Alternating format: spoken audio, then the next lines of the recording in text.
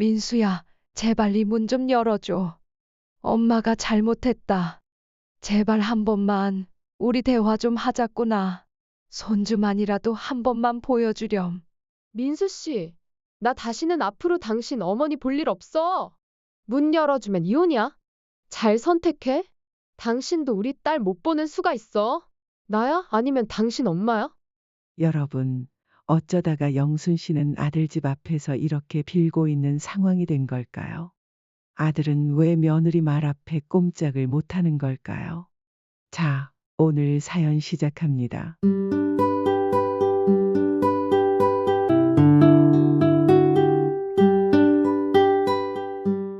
올해 75세 김영순 씨는 경기도 수원 변두리의 작은 아파트에 살고 있습니다.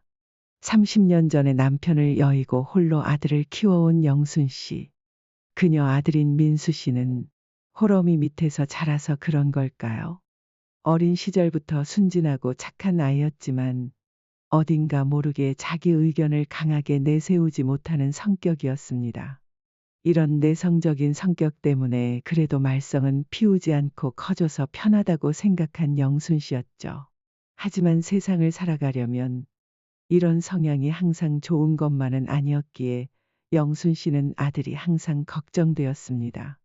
성인이 되어서도 아들 민수 씨는 여전히 다른 사람의 의견에 휘둘리는 경우가 많았습니다.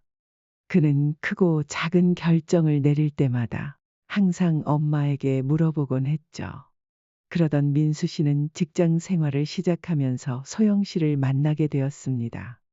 현재 민수 씨의 아내인 소영은 똑부러지고 당찬 모습을 갖고 있어 영순 씨의 마음에 쏙 드는 며느리감이었죠.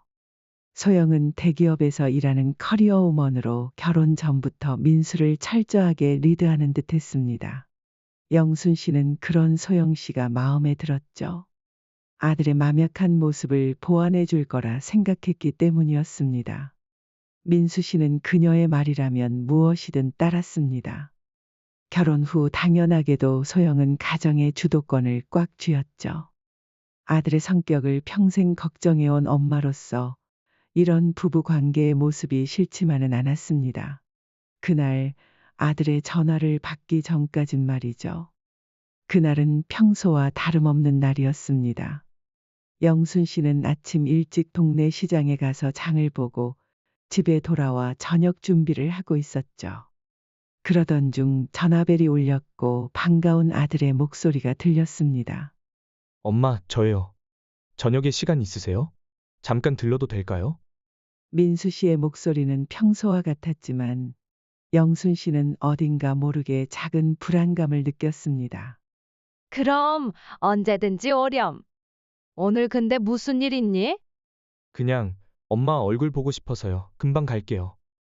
전화를 끊고 영순 씨는 다시 요리를 하면서도 마음 한구석에 뭔가 걸리는 게 있었습니다. 왜냐하면 민수 씨는 좀처럼 이유 없이 찾아오지 않았기 때문이었죠. 그래서 분명히 무슨 일이 있을 거라는 직감이 들었어요. 저녁이 되자 민수 씨가 도착했습니다. 며느리인 소영 씨는 없고 아들 혼자였죠. 들어오거라. 저녁 준비 다 됐다. 근데 소영이는 안 왔니? 민수는 살짝 굳은 표정으로 들어오며 대답했습니다. 네, 오늘은 혼자 왔어요. 엄마랑 얘기 좀 하려고요.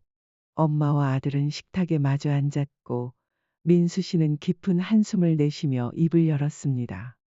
엄마, 사실 요즘 소영이한테 많이 혼나요. 특히 경제적인 문제 때문에요. 싸우는 것도 아니고 혼난다고? 무슨 잘못한 게 있니? 민수 씨는 고개를 저으며 말을 이어갔습니다. 소영이가 제가 엄마에게 드리는 용돈 때문에 많이 힘들어해요. 그래서 소영이가 이런 말을 했어요. 당신 어머님한테 계속 돈 보낼 거면 나랑 이혼할 생각하고 보내. 아니면 엄마한테 주는 돈 완전히 끊고 우리 가정만 지켜. 선택해? 나 더 이상 못 참아. 정말 그렇게 말했단 소리야? 영순 씨는 그 말을 듣는 순간 머리가 하얘졌습니다.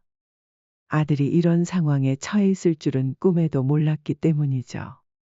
엄마, 나 정말 어떻게 해야 할지 모르겠어요. 소영이도 이해가 가고 엄마도 이해가 가요. 그런데 둘 다 지킬 수는 없을 것 같아요. 민수 씨가 영순 씨에게 돈을 보내야 하는 이유는 10년 전으로 거슬러 올라갑니다. 10년 전 민수 씨가 대학을 졸업하고 첫 직장을 잡았을 때의 일입니다. 남편이 세상을 떠난 후부터 쭉 생계를 유지하기 위해 힘든 일을 마다하지 않던 영순 씨는 일을 하다가 한쪽 다리를 크게 다쳤습니다. 그래서 더 이상 일할 수 없게 되었죠. 그때 마침 직장에 들어간 민수 씨가 나서서 말했습니다. 엄마, 이제 제가 벌 테니 걱정 마세요. 엄마가 절 위해 평생 고생해 오신 거 이제부터 제가 평생 갚을게요.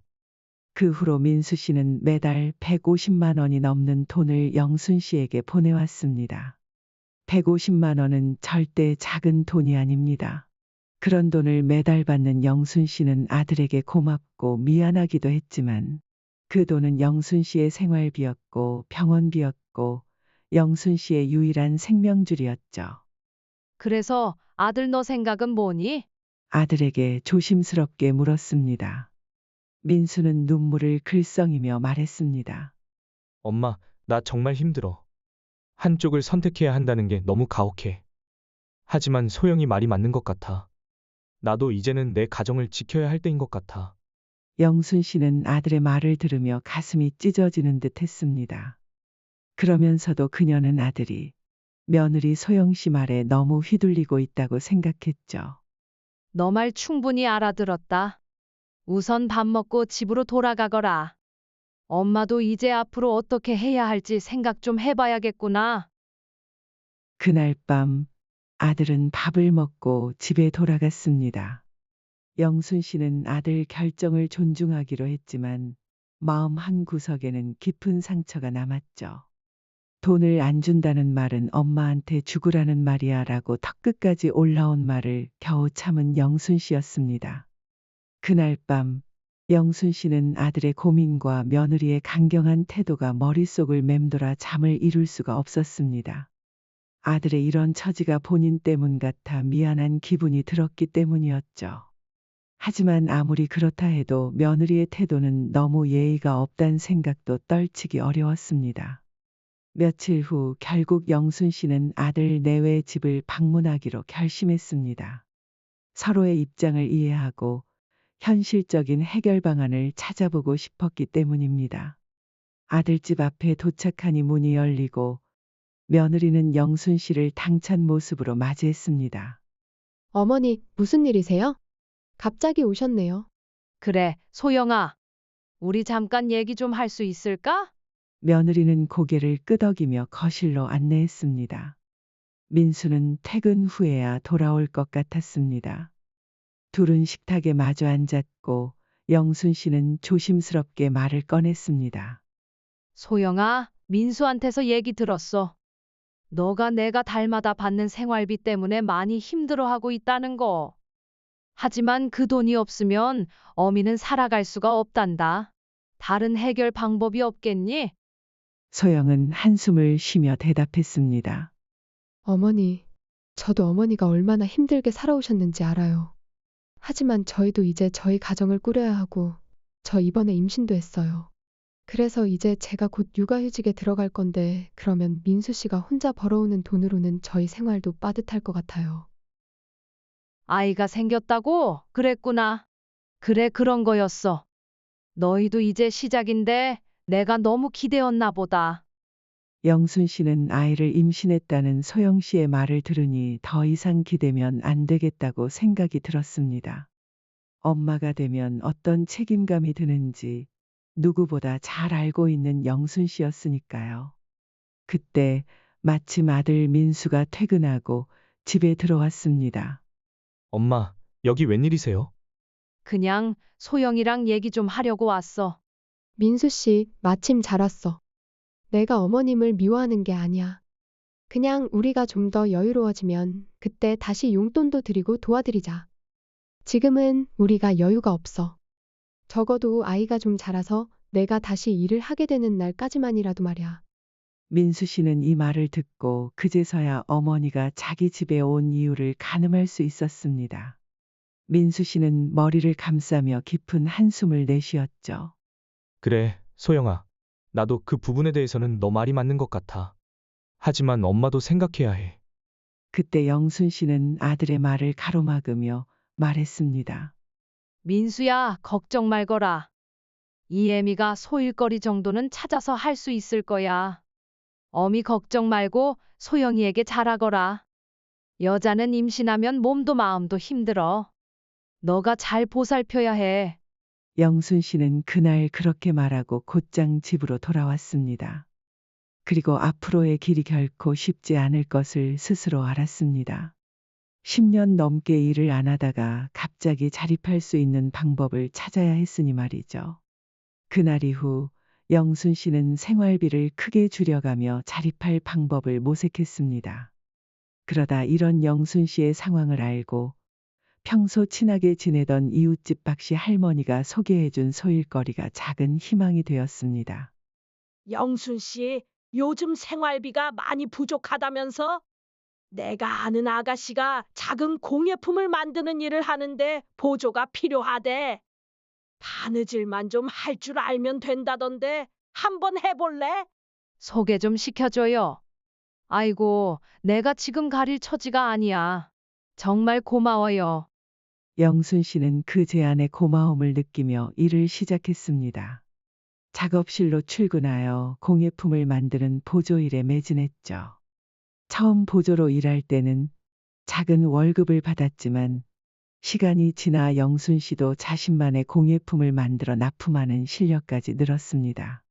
그리고 납품을 할 때마다 보너스 돈을 더 벌 수 있었죠.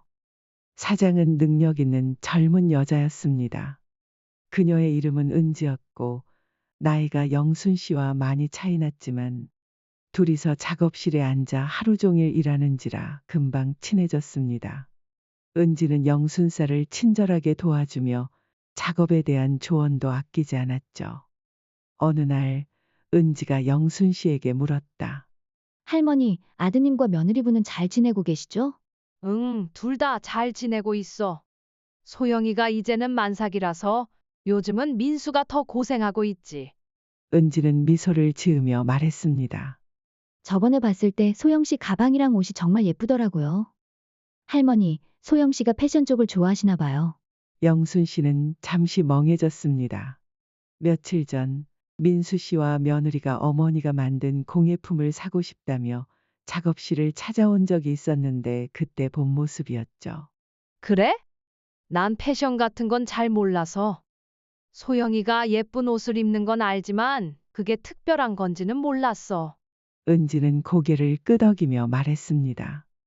네, 소영 씨가 입는 옷이랑 가방 전부 명품이에요. 특히 그 가방은 최근에 연예인이 들고 나와서 구하기 어려운 제품이거든요. 저도 그 가방 사려고 해봤는데 너무 비싸서 꿈도 못 꾸겠던걸요. 그래? 얼마나 비싸길래? 우리 은지 씨 돈 잘 벌잖아. 그래도 부담될 정도였어? 요즘 명품 가방이 얼마나 비싼데요. 그리고 그 가방은 명품 중에 명품이에요. 에르메스라는 가방인데 한 1,500만 원 했었나? 아, 그런데 할인했을 때 가격이 그 정도였으니까 1,800만 원 할 것 같은데요? 뭐라고? 가방 하나에 그렇게나 비싸다고? 그 말을 듣고 영순 씨는 충격에 빠졌습니다. 민수와 소영 씨는 분명 경제적으로 힘들다고 했는데 소영 씨가 명품을 사치스럽게 입고 다녔다니 이 사실을 어떻게 받아들여야 할지 영순 씨는 혼란스러웠죠. 그 후로 영순 씨는 아들 내외 집을 방문할 때마다 며느리의 옷과 가방을 유심히 살펴보게 되었습니다. 그리곤 기회가 됐을 때 옷장에 있는 가방들과 옷들을 다 사진으로 찍어놨죠. 그리곤 영순 씨는 찍은 사진들을 작업실에서 소영 씨에게 전부 보여줬습니다. 와, 며느리분 명품이 이렇게 많아요? 잠깐만요, 계산해 볼게요. 여기 가방들만 다 계산해도 1억 가까이 되겠는데요? 이번 달에 새로 나온 완전 신상까지 있네요. 이 정도면 연예인 옷장이라 해도 믿겠어요. 영순 씨는 속으로 너무 서운하고 배신감을 느꼈습니다. 본인에게 돈을 아끼라고 하면서 정작 며느리는 너무 큰 사치를 부리고 있었으니 말이죠. 영순 씨는 아들과 며느리 보고 주말에 집으로 오라고 했습니다. 그리고 주말이 됐고 모두가 한자리에 모였습니다. 소영아, 오늘도 참 예쁘구나. 가방도 이쁘고 옷도 이뻐. 근데 그 가방은 많이 비싼 거 아니니? 꼭 TV에서 본 거 같구나. 영순 씨는 이렇게 며느리에게 슬쩍 떠봤습니다. 아, 이거요? 그냥 친구한테 선물 받은 거예요. 그 말을 듣고 영순 씨는 더 이상 참을 수 없었습니다. 뭐라고? 선물 받은 거라고? 어떤 친구길래 1,800만 원이나 하는 가방을 선물해 주는 거냐? 내가 모를 줄 알아. 너 옷장에 들어있는 가방들만 다 합쳐도 1억이 넘는다는 거 다 알고 있다. 그동안 나한테는 돈 없다고 했으면서 이런 비싼 것들을 사치스럽게 사고 있었던 거니? 며느리는 눈을 동그랗게 뜨며 당황하면서 말했습니다. 어머니, 그게 아니에요. 정말 선물 받은 거예요. 민수야, 너도 알고 있었니? 내가 이렇게 힘들게 살고 있는데 너희는 이렇게 사치스럽게 살고 있었단 말이야. 소영 씨는 입술을 깨물며 말을 잇지 못했습니다. 그 순간 아들이 한숨을 쉬며 입을 열었죠. 엄마, 사실 나도 알고 있었어. 소영이가 명품을 좋아해서 사달라고 졸랐어. 처음에는 반대했는데 결국 어쩔 수 없었어. 소영이가 평소 스트레스가 심해. 근데 명품을 사면 스트레스가 많이 풀리나 봐. 그래서 엄마한테 드릴 돈이 부족했어. 정말 미안해. 아무리 그렇다고 그렇게 큰 돈을 사치 부리는데 쓰는 게 맞는 말이니? 엄마, 나 같은 남자. 소영이라서 만나주는 거야. 소영이 친구들만 해도 더 비싸고 좋은 것들 많이 가지고 있대. 소영이가 친구들에게 비교당하기 싫다는데 어떡해? 그렇게 생각하면 난 사실 하나도 돈 안 아까워. 소영이를 위해서라면 그까짓 돈 안 아깝다고. 영순 씨는 생각했습니다. 아들의 성격. 줏대가 없고 항상 누군가에게 의지하며 살아온 그 성격 말이죠. 그러한 성격 때문에 아무래도 아들이 아내에게 단단히 세뇌가 되었다고 영순 씨는 판단했습니다. 그리고 영순 씨는 흥분한 탓인지 해서는 안 되는 말을 하고 말았죠. 뭐라고? 내가 여자 시중이나 들라고 너를 낳아 키운 줄 아니? 며느리 척에 널 노예처럼 조종하고 있는 걸 모르겠어? 아이 낳고 나면 평생 집에서 놀고 먹으면서 일도 안 하고 너 돈으로 사치하는 데에 전부 쓸 계집이다. 여자는 여자가 보면 정확히 알아. 너 정신 차리거라. 남자답게 줏대가 있어야지. 언제까지 애처럼 살 거야? 순간 감정을 억누르지 못해 할 말 못할 말 전부 해버린 영순 씨였습니다. 본인도 말이 끝나자마자 깨달았죠. 만삭인 며느리 눈앞에서 그런 말을 하지 말았어야 했단 걸 말입니다. 며느리는 그 자리에서 울면서 또 씩씩대면서 다시는 어머니를 안 보겠다며 남편에게 이렇게 말했습니다. 민수 씨, 나 다시는 앞으로 당신 어머니 볼 일 없어. 안 그럼 이혼이야? 잘 선택해? 뱃속에 당신 딸 보기도 전에 이혼이라고. 나야? 아니면 당신 엄마야? 여기 남아서 살던지 아니면 당장 따라 나와. 이렇게 말하고 며느리는 집 밖으로 문을 쿵 닫으며 나가버렸습니다. 그리곤 결국 민수 씨도 따라 나갔죠. 엄마, 미안해. 나중에 이야기해. 내가 먼저 연락할 때까지 절대 하지 마. 소영이 화가 풀리는 날이 오면 그때 연락할게. 엄마 정말 미안해요. 폭풍 같은 그날이 지나가고 2년이 넘게 흘렀습니다. 영순 씨는 그날 심한 말을 입 밖으로 꺼낸 것을 여전히 후회하고 있죠. 그날 이후로 몇 번 전화를 해봤지만 둘 다 절대 받지를 않았습니다. 집을 찾아가도 문을 안 열어줬고 며느리는 심지어는 경찰을 불러 영순 씨를 쫓아내기까지 했습니다.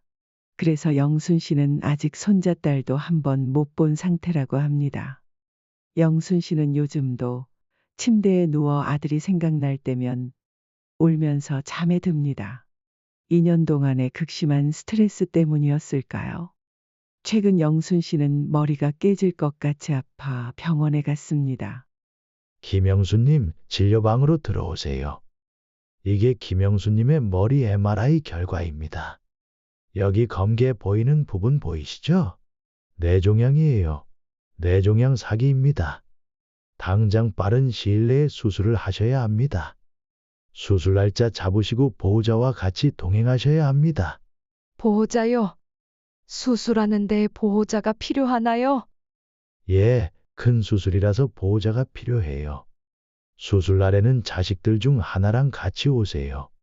뇌종양 사기라는 판명을 받은 영순 씨. 그녀는 뇌종양이라는 큰 병에 걸렸음에도 보호자 동반이라는 말이 더 슬퍼 집에 돌아가는 길 아들 생각에 펑펑 울며 집에 갔습니다. 올해 78세인 영순 씨는 죽는 건 두렵지 않다고 하십니다. 그저 수술대에 올라가기 전에 아들과 손주를 한번 보고 싶은 게 꿈이라고 합니다. 여러분 오늘의 사연 어떻게 들으셨나요? 여러분은 영순 씨의 상황이 어떻게 보이시나요?